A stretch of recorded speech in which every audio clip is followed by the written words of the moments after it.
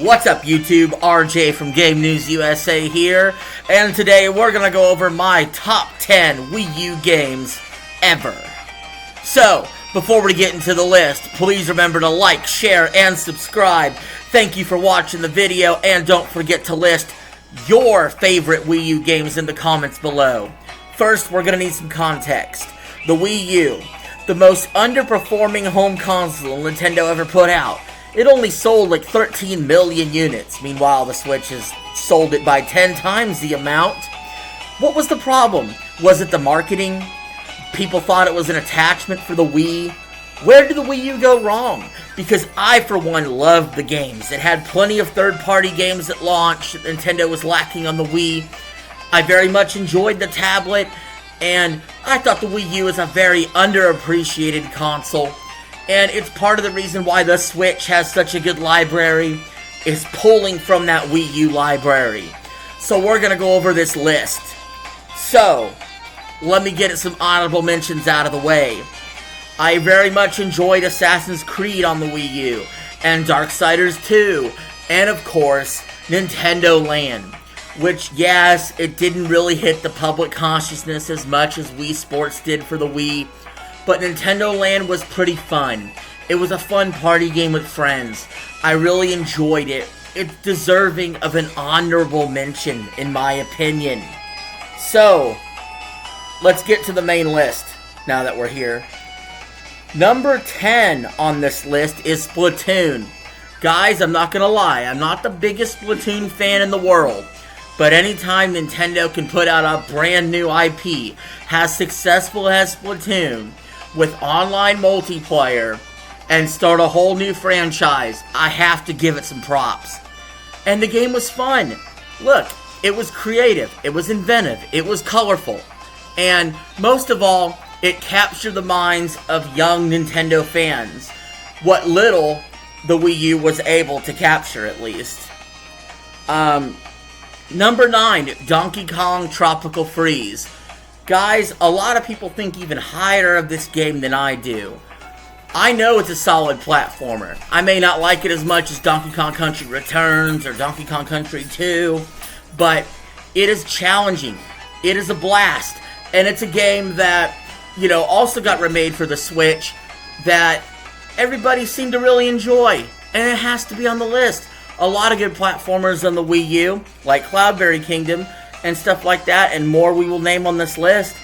But Donkey Kong Country Tropical Freeze, definitely one of the best 2D platformers in the last decade. Let's get to number 8 on the list. How about the Wonderful 101? If you guys thought I liked Beautiful Joe a lot on my GameCube list, then you'll understand exactly why I like the Wonderful 101. First and foremost, I wear a mask. I like superheroes. Of course. 101 of them in one game that did different things. It was like a better Pikmin. Like, I don't have Pikmin 3 on this list because Wonderful 101's a better Pikmin game, but with action like Bayonetta in it.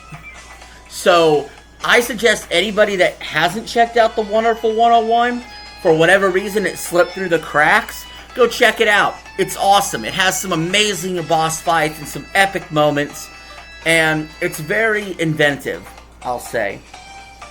Honorable mention to New Super Mario Bros. U. Look, you get a bad rap because people were tired of the New Super Mario Bros. Series. That doesn't change the fact the game had good platforming in it. It doesn't change the fact that the multiplayer was frustrating yet fun when you could put blocks in front of the different players that were playing. It's a game that I think will be looked upon more fondly in another 10 years. And, hey, I like the Acorn Power, so shove it. It's an honorable mention. But it pales in comparison to number 7 on the list, which is Super Mario Maker. Imagine the ability to play millions of Mario levels, or make your own Mario levels and upload them to the internet. It was a dream come true. And for years, you might sift through some bad levels, but the ability to find these amazing levels that people who love Mario were able to make and enjoy them was a blessing. So Mario Maker, gotta make the list at number 7. Number 6, there is a better 2D platformer on the Wii U, though. Better than Mario Maker. And we're talking about Rayman Legends.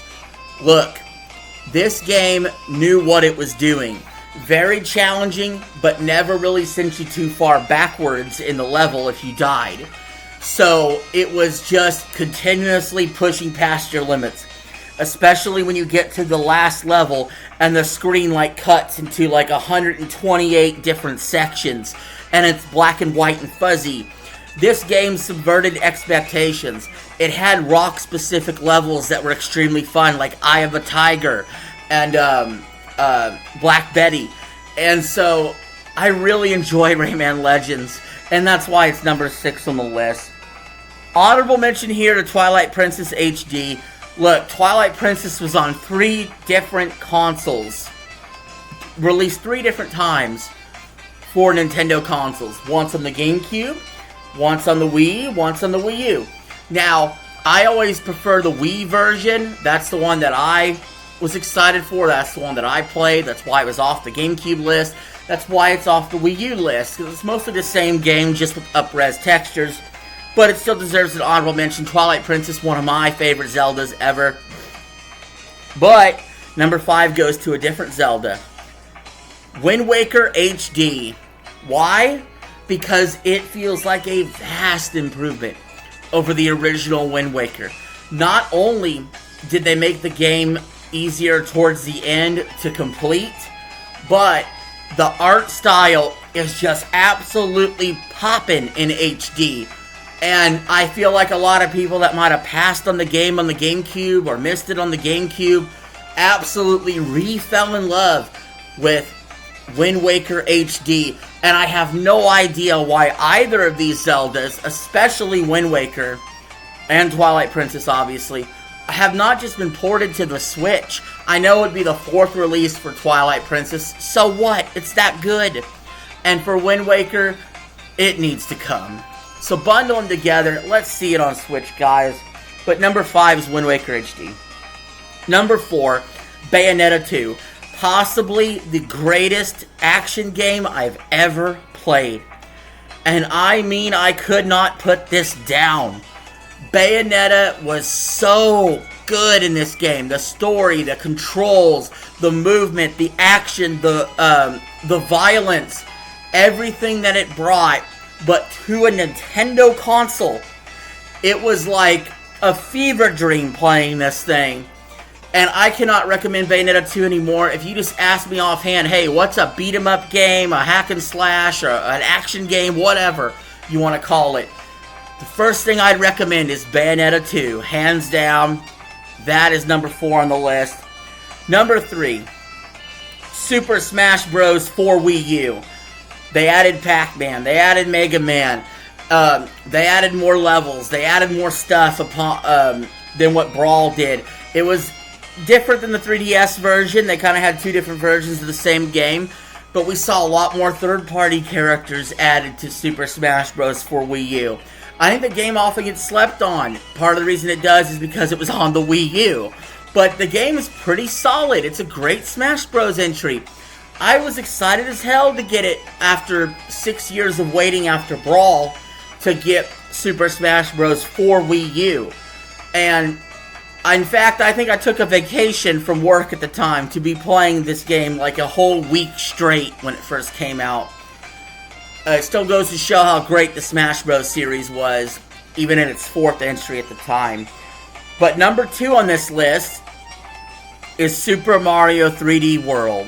Now, for those of you that might be confused, because I already said Rayman's the best 2D platformer, I just want to be clear. Super Mario 3D World is not a 2D platformer.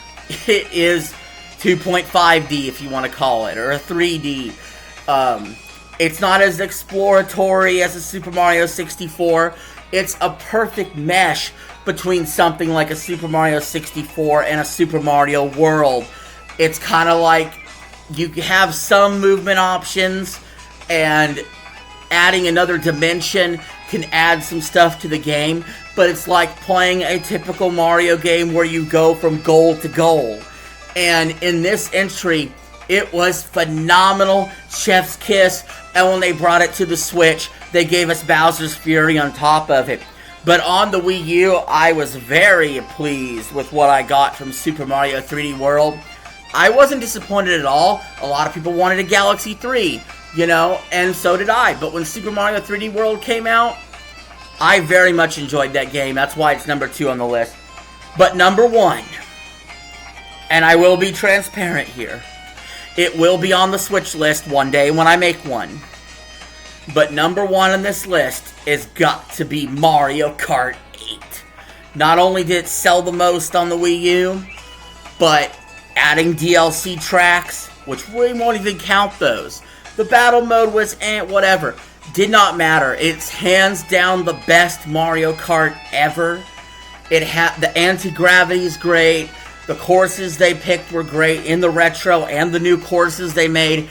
They had all these characters they added, and just the way the game felt, the way the game looked, the way the game played. It's the best Mario Kart ever. It's the best Wii U game. And that is my list, guys. Those are the top 10 Wii U games of all time according to me. Let me know what you think below. Thank you all for watching the video. I'm out of here. Peace.